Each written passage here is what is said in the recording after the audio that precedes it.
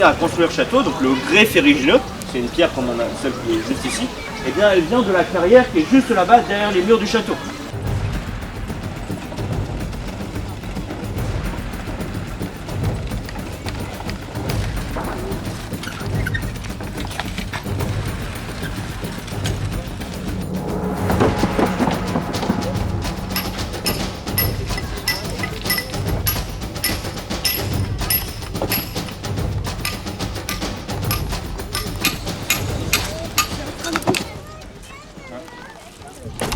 Le bois vient des forêts aux alentours, que ce soit directement sur le site ou dans des exploitations à proximité.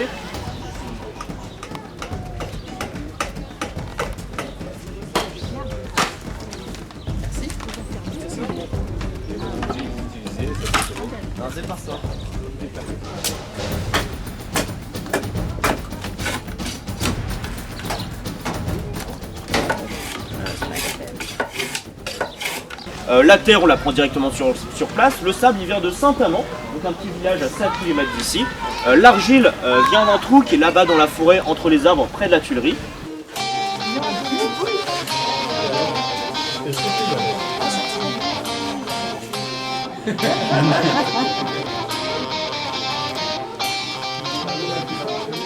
Les ocres, on peut les trouver dans le sol, donc que ce soit quand on creuse le puits d'argile ou la carrière, on en trouve en grande quantité. Du chanvre ou du lin, en fait, on pourrait en faire pousser un peu partout sur le site pour pouvoir faire nos cordes.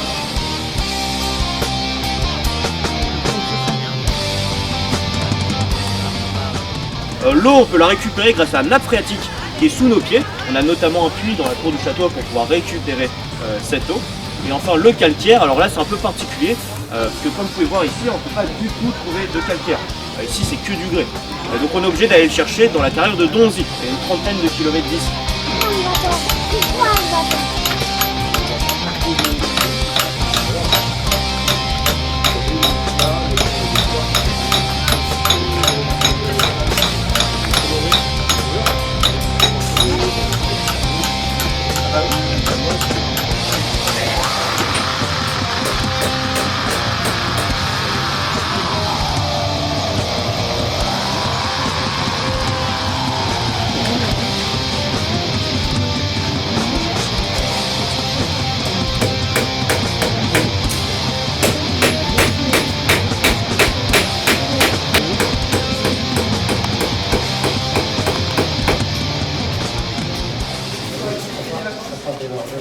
La seule qui va à peu près, c'est celle-là, c'est la Panifiable 55, mais c'est pas la meilleure qualité. Hein.